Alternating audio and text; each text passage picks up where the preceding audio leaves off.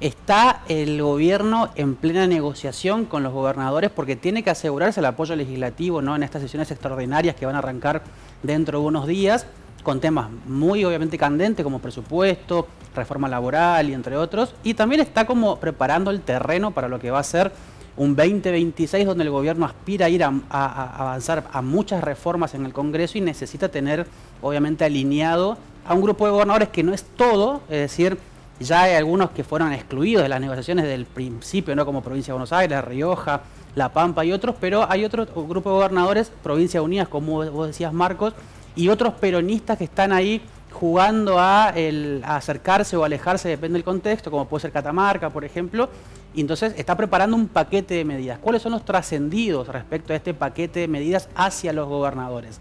Principalmente son 3 puntos centrales. El primer punto es el reparto de los ATN, ahora vamos a detallar un poco sobre esto. El segundo es darle más cupo a las provincias con créditos internacionales, que son de organismos multilaterales, para poder ejecutar, por ejemplo, obra pública. Y en tercer lugar es empezar a mover el flujo de fondos para las cajas previsionales provinciales, que afecta a la mitad de las provincias argentinas y que es una de las demandas que quizás es el que está en mayor estado de avance, digo, en sentido de que hay muchos que están judicializados.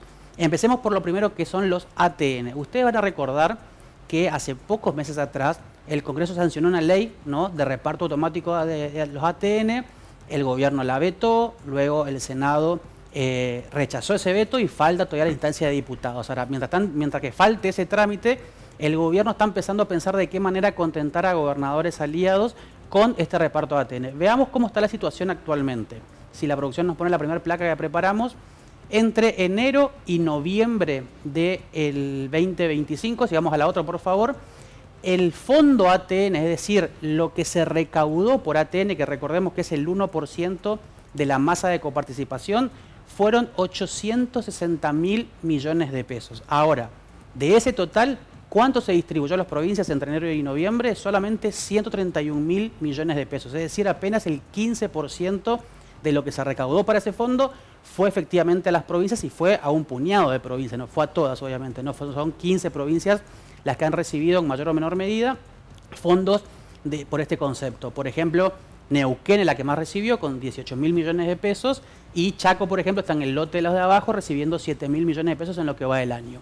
¿Qué significa? Que haya un fondo que haya recaudado una cantidad determinada y una distribución que fue mucho más chica. Bueno, que hay un saldo remanente, es decir, hay fondos que pertenecen a los ATN, que por ende pertenecen a las provincias, pero que aún no ha sido distribuido todavía en lo que va del año. ¿Cuántos son? Ale, te hago una consulta. Y al no ser repartidos esos 729.000 millones, o sea, eso es lo que queda por repartir, claro. Claro, ¿y a dónde va esa plata? ¿Qué hace el gobierno con eso? Bueno, todos los años lo que dice la normativa nacional es los fondos que no se repartieron quedan en la cuenta ATN, se le llama, que es una cuenta especial del Banco Nación, para poder ser usado en los ejercicios que vienen. Es decir, supongamos que ese total que estamos viendo en pantalla hace un ratito, que veíamos 700.000 millones de pesos, no se reparten durante este año, en teoría y según la norma pasan al fondo del año que viene. Es decir, las provincias arrancan el 2026 con 700 millones a favor para ser distribuidos. Ajá. Eso es lo que dice la norma.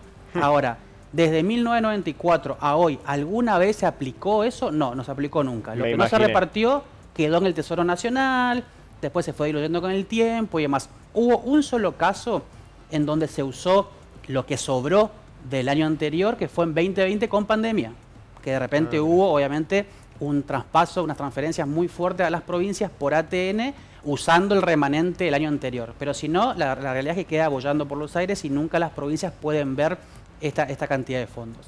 Así que, como decíamos antes, ¿no?, 700.000 millones de pesos son los que están hoy sobrante, vamos a decir, remanente del fondo ATN, y que el gobierno aspiraría a usar, no todo, pero una parte de esos fondos entre diciembre y los primeros 2 meses del 2026, de una manera de distribuir a los gobernadores aliados y reforzar de alguna manera las posiciones justamente de alianza con determinadas provincias.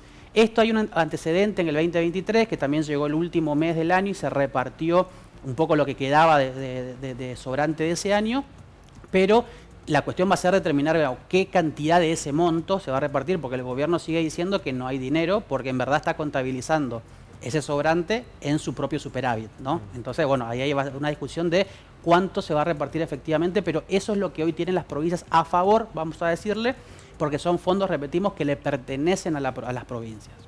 Vamos al segundo punto, los créditos internacionales. Para que ustedes tengan una idea, en lo que va este año, en el presupuesto de este año, lo que está vigente, hay cerca de 12 billones de pesos, billones con B larga, en créditos de organismos internacionales. Por ejemplo, la CAF, el BID, el BIRF y demás cuestiones, ¿no?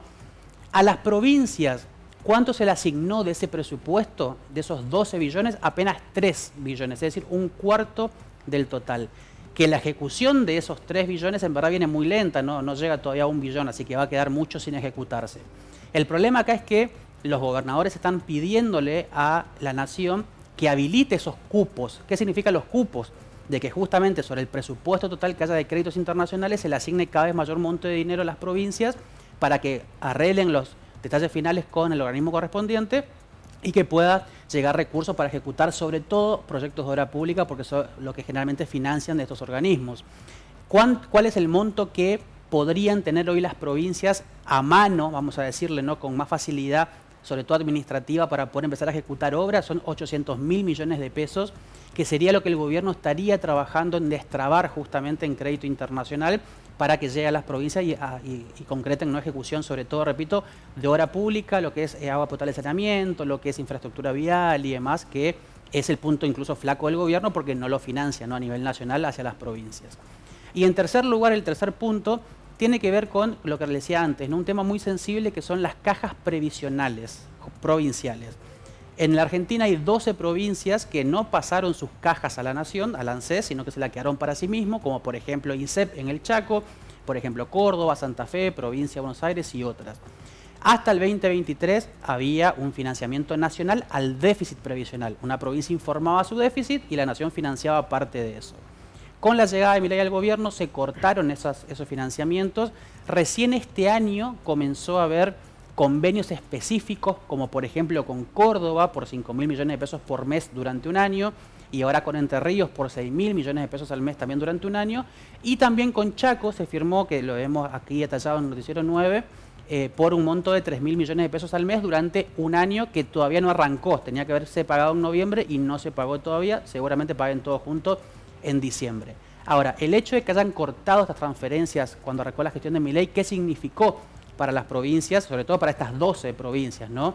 Si vemos en pantalla la tercera placa que preparamos con producción, vamos a ver que si comparamos con el 2023, en ese momento, a precios de hoy, no a pesos de hoy, se transfirieron cerca de 610 millones de pesos a las, perdón, 610 mil millones de pesos a las provincias con cajas previsionales propias.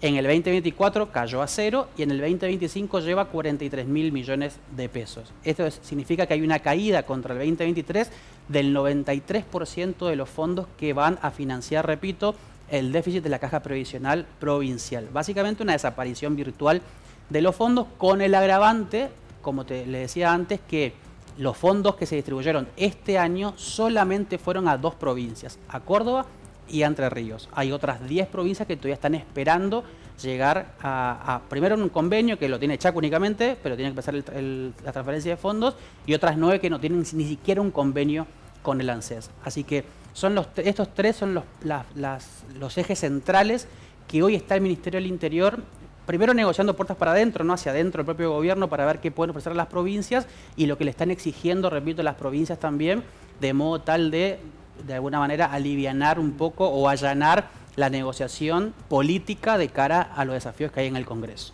Ale, o sea que a pesar de la cercanía política que hay entre la provincia del Chaco y la Nación, Chaco entraría, digamos, en ese plan de seducción del gobierno nacional. También, totalmente, más allá de que sean aliados políticos, ¿no?, como es el caso, como fue en las elecciones de octubre, otros casos también, como Entre Ríos, como Mendoza, por ejemplo, también. Aún así, digamos, son provincias que están incorporadas en este paquete, porque no hay una presunción de que las alianzas continúen de manera automática, más allá de que todo indicaría que no debería haber ruptura, pero ahí tienen que haber, o están encontrando, están buscando, mejor dicho, diferentes medidas o soluciones para poder fortalecer justamente las alianzas con aquellos que hoy ya son aliados y sobre todo con aquellos que hoy están ahí en un toma y dame, con las únicas excepciones de 4 provincias que son las que quedan afuera de toda negociación. Repito, Buenos Aires, La Pampa, La Rioja y Formosa, que son las 4 provincias que no están incluidas siquiera en una mesa de negociación, pero con el resto, con todas se negocia. Ahora, quizás veamos, por ejemplo, ¿no?, que con Santa Fe o con Córdoba, que no son aliados directos, bueno, haya ciertos favores extras, vamos a decirlo, ciertas concesiones extra que lo que se le puede dar a Entre Ríos o a Chaco, que son aliados más cercanos, pero aún así todas las provincias podrían sacar cierta ventaja en este proceso de negociación. Y fundamentalmente todo lo que tenga que ver con obra pública, viste, Ale, que se paralizó durante todo el año. Ojalá hay tantas obras que quedaron pendientes. Ojalá las negociaciones lleguen a buen puerto. Ojalá que sí.